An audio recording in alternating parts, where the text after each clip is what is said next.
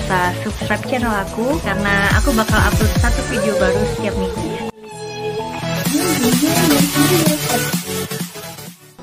Hai Sobat Asik, siapa yang tak kenal dengan Presiden pertama Indonesia, Soekarno? Sejarah panjang perjuangannya untuk Indonesia hingga kini tetap diingat rakyat.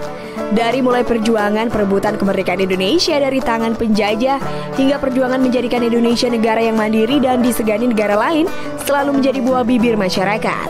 Padahal nih, selama rezim Orde Baru berkuasa, nama Bung Karno seolah dimati surikan oleh penguasa.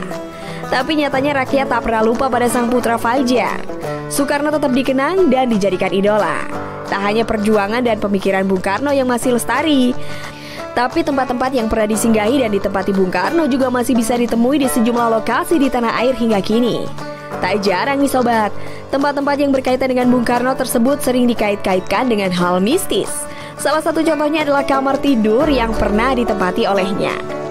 Nah, berikut ini 4 kamar Bung Karno paling angker.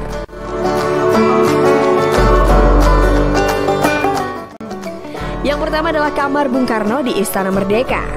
Salah satu bekas kamar Bung Karno yang disebut-sebut angker adalah kamar yang berada di Istana Merdeka, Jakarta. Konon kabarnya nih, aura mistis di kamar itu begitu kental. Kamar itu kini ditempati oleh Presiden Joko Widodo. Padahal selama ini tak ada presiden setelah Bung Karno yang berani menempati kamar itu.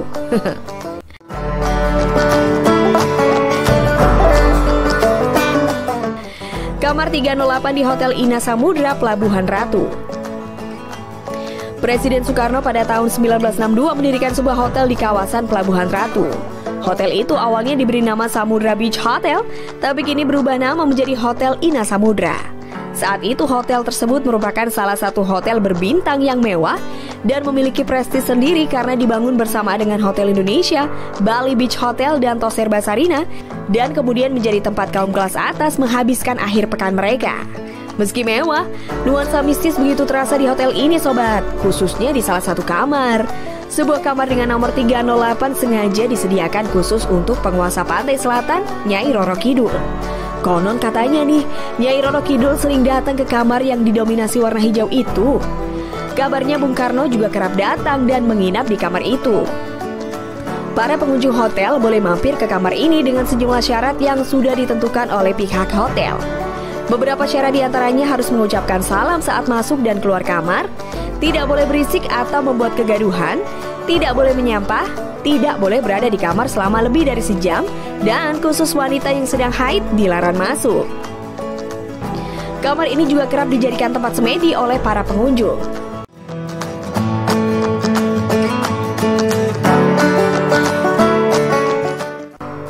Kamar Bung Karno di Loji Gandrung. Loji Gandrung dikenal sebagai rumah dinas wali kota Solo, namun rupanya bangunan peninggalan Belanda itu pernah menjadi saksi kepemimpinan Bung Karno. Dulu, Bung Karno sering menginap di salah satu kamar di bagian depan bangunan Loji Gandrung ini. Hingga kini kamar tersebut tak pernah ditempati atau digunakan. Biasanya nih tiap wali kota Solo lebih memilih menempati kamar yang lain. Cerita mistis mengenai bekas kamar Bung Karno itu ramai menjadi perbincangan. Wangi melati semakin menambah aura mistis di kamar itu. Anehnya, wangi melati itu tak berasal dari pewangi ruangan atau buatan. Kabarnya wangi melati itu muncul dengan sendirinya.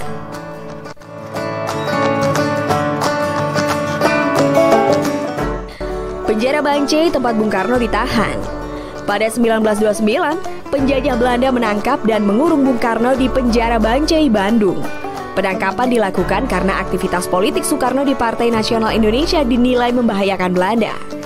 Di penjara itu Bung Karno ditahan di ruang TA01 lantai 2 hingga tahun 1930 dan kemudian dipindahkan ke penjara Sukamiskin. Penjara Bancai menjadi salah satu saksi sejarah perjuangan kemerdekaan Indonesia. Nah, di tempat itu nih sobat, banyak para pengunjung yang disiksa bahkan hingga tewas. Hal ini kemudian dikait-kaitkan dengan unsur mistis di penjara itu. Konon katanya nih, penjara Bancai angker. Sejumlah hal ganjil kabarnya kerap terjadi di penjara itu. Salah satunya adalah munculnya sosok pria besar yang berhasil ditangkap kamera ponsel. Nah, itu tadi informasi tentang 4 kamar Bung Karno paling angker. Jangan lupa subscribe and share jika informasi ini bermanfaat buat kamu ya sobat.